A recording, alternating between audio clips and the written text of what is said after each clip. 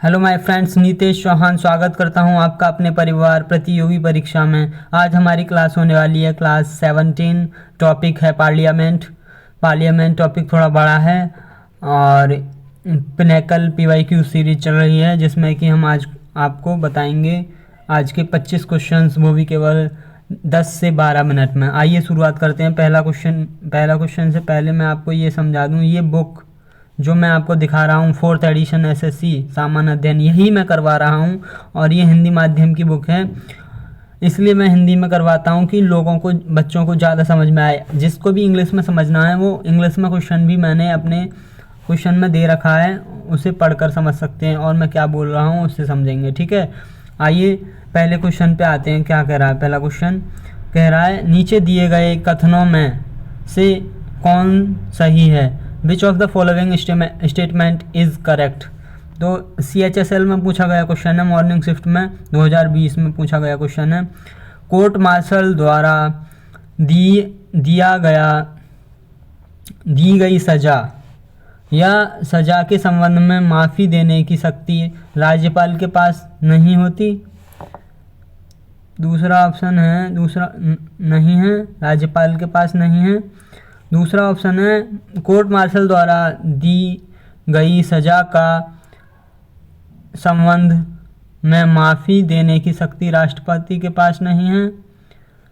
ये पूछ रहा है कौन सा ऑप्शन सही है। तो कौन सा ऑप्शन सही है देखते हैं अभी। सी ऑप्शन कह रहा है मृत्यु के मामले में क्षमा देने की शक्ति राज्यपाल को है।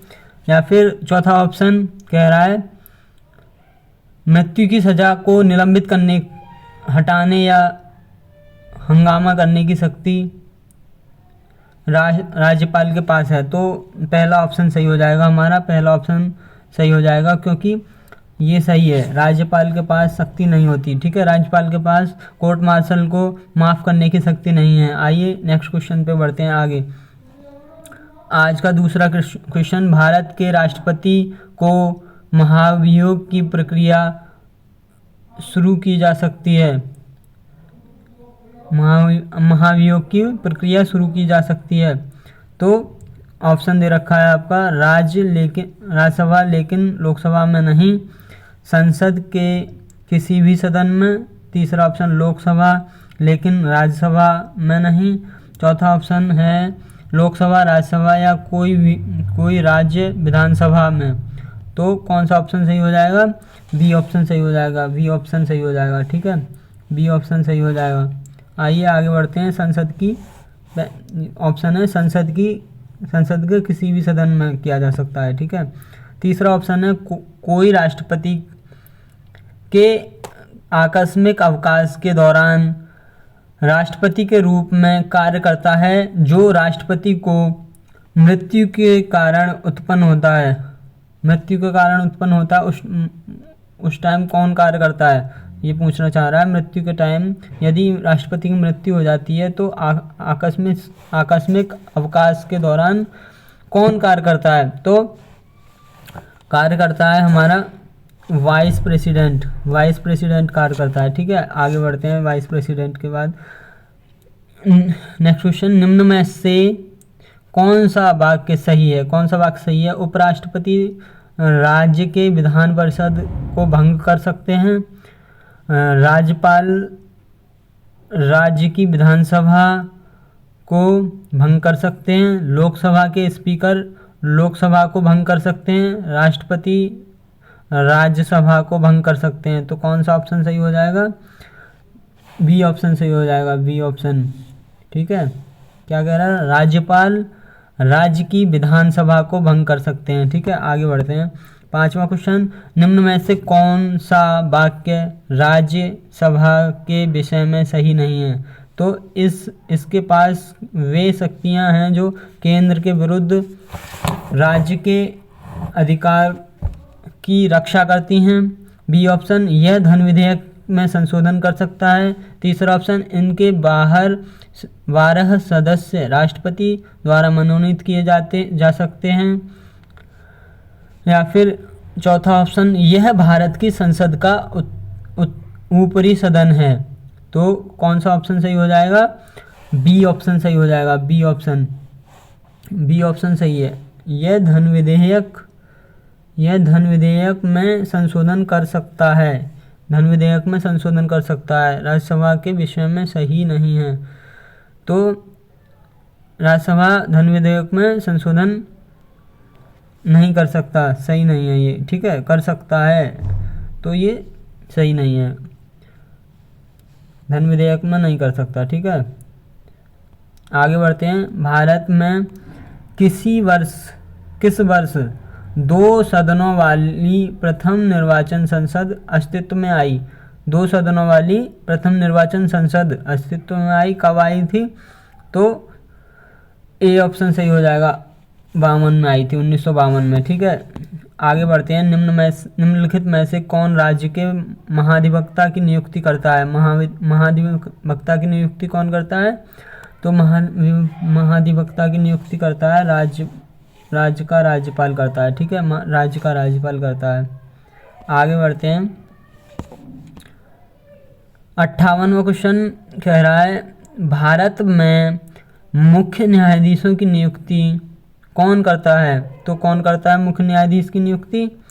मुख्य न्यायाधीश की नियुक्ति करता है डी ऑप्शन, राष्ट्रपति करता है, ठीक है, राष्ट्रपति करता है। निम्न में से कौन 2 बार प्रदेश के उप राष्ट्रपति बने हैं? कौन बने हैं? तो कौन बने हैं बताइए? सर्वपल्ली राधाकृष्णन, ठीक है, सर्वपल्ली राधाकृष्णन 2 बार उपराष्ट्रपति बन चुके हैं, ठीक है। 60वां क्वेश्चन, प्रथम लोकसभा का गठन कब हुआ था? प्रथम लोकसभा का गठन कब हुआ था? तो सी ऑप्शन, 1952 में हुआ था। अध्यादेश की घोषणा करने, अध्यादेश हो गया, आ कट गया है, ध्यानपूर्वक देखिएगा। अध्यादेश की घोषणा करने की शक्ति निम्न में से किसके पास है? तो अध्यादेश की घोषणा करने की शक्ति किसके पास है? तो ये हो जाएगी आपकी प्रेसिडेंट के पास, ठीक है। आगे बढ़ते हैं। संविधान के अनुच्छेद 274 के अनुसार कराधान को प्रभावित करने वाले विधेयकों के लिए किसकी पूर्व अनुशंसा की आवश्यकता होती है? किसकी पूर्व अनुशंसा की आवश्यकता होती है? तो ये होती है आपकी राष्ट्रपति की, ठीक है, राष्ट्रपति की। नेक्स्ट क्वेश्चन, निम्न में से कौन भारत के राष्ट्रपति के चुनाव में भाग लेता है? भारत के राष्ट्रपति के चुनाव में कौन भाग लेता है? MTS में 19 में पूछा गया क्वेश्चन है। कौन भाग लेता है? चुनाव में भाग लेता है। कौन लेता है भाग? तो ऑप्शन ए सही हो जाएगा, ऑप्शन ए सही हो जाएगा, ठीक है। संसद के दोनों सदनों एवं राज्यों की विधानसभाओं के निर्वाचन सदस्य, ठीक है, निर्वाचित सदस्य ले सकते हैं, चुनाव में भाग ले सकते हैं निर्वाचित सदस्य, ठीक है। आगे बढ़ते हैं। Who has to resign when the no confidence motion is passed in the Lok Sabha में अविश्वास प्रस्ताव पारित होने पर किसे इस्तीफा देना पड़ता है? तो C option, council of minister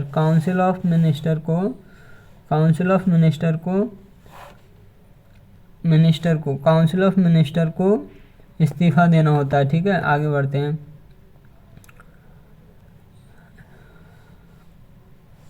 ये क्वेश्चन शायद थोड़ी टाइपिंग में गलत हो गया है ना। किसकी स्वीकृति प्राप्त होने के बाद, चलो इस क्वेश्चन को छोड़ो, मैं कल करवा दूंगा इसे। 365वां क्वेश्चन है, 366वें क्वेश्चन पे आते हैं। क्या कह रहा है ये क्वेश्चन? भारत के राष्ट्रपति के चुनाव में निम्न में से कौन भाग नहीं लेते हैं? तो 66वां क्वेश्चन, डी ऑप्शन सही हो जाएगा। संसद के मनोनीत सदस्य भाग नहीं ले सकते हैं चुनाव में, ठीक है। आगे बढ़ते हैं। राष्ट्रपति के चुनाव से संबंधित सभी विवादों एवं शंकाओं की जांच करने के एवं निर्णय लेने की शक्ति निहित है। किस में निहित है? शक्ति किस में निहित है? तो ये है सी ऑप्शन, सर्वोच्च न्यायालय। सर्वोच्च न्यायालय के पास शक्ति निहित है। ठीक है, निर्णय लेने की शक्ति सर्वोच्च न्यायालय के पास है। ठीक है, लोकसभा में प्रश्नों की स्वीकार्यता का निर्णय कौन करता है? प्रश्नों की स्वीकार्यता का निर्णय कौन करता है? तो हमारा प्रश्नों की स्वीकार्यता का निर्णय कौन करता है?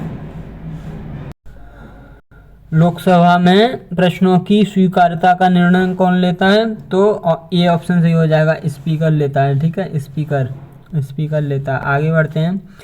संसदीय कार्यवाही में मतदान में उनकी प्राथमिकता के अनुसार प्रतिदिन कितने मामलों को शून्यकाल के दौरान उठाया जाने की अनुमति है?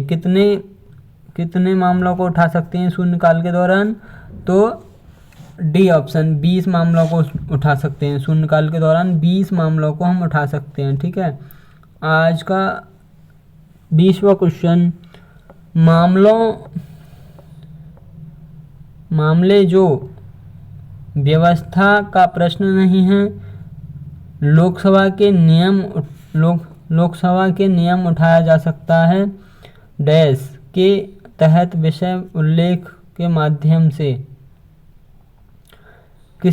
कौन से आर्टिकल के माध्यम से? लोकसभा के जो संसद का जो भी लोकसभा के विषय नहीं हैं उन पर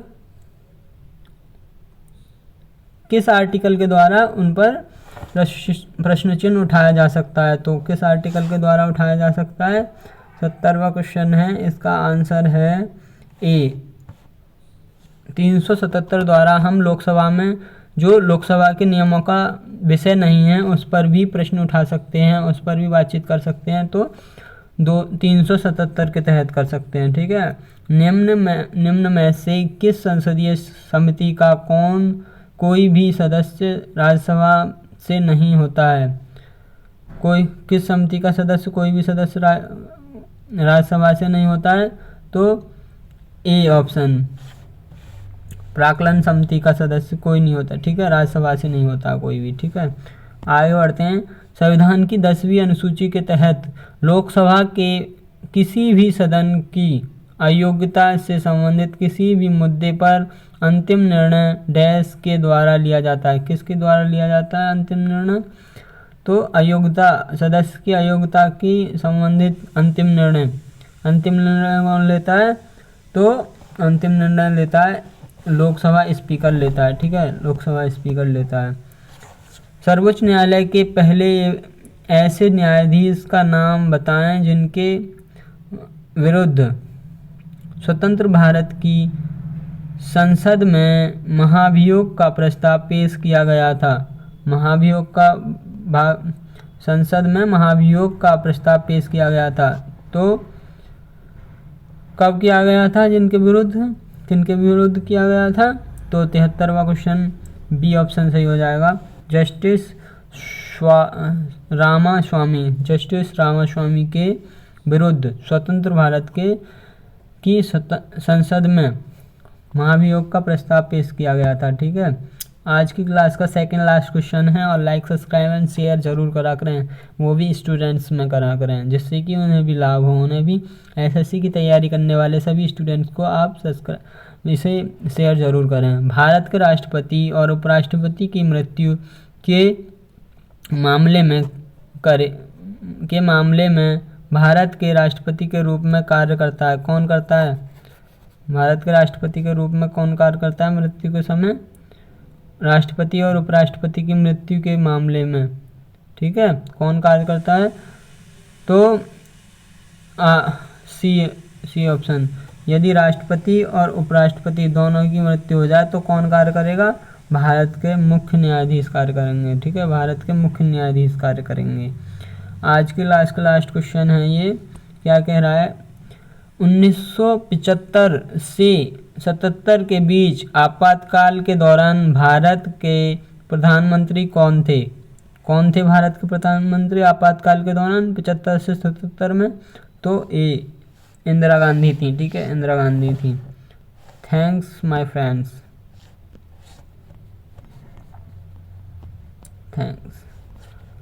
thanks for watching this video. और ये क्लास आपके लिए बहुत ही खास होने वाली है, क्योंकि ये आप रिवीजन करके आया करें। नेक्स्ट क्लास में रिवीजन करना बहुत ज़रूरी है, क्वेश्चंस को नोट कर लिया करें। यदि आपके पास बुक है तो बुक से रिवीजन कर सकते हैं। धन्यवाद मेरे दोस्तों, मिलते हैं आपसे नेक्स्ट क्लास में।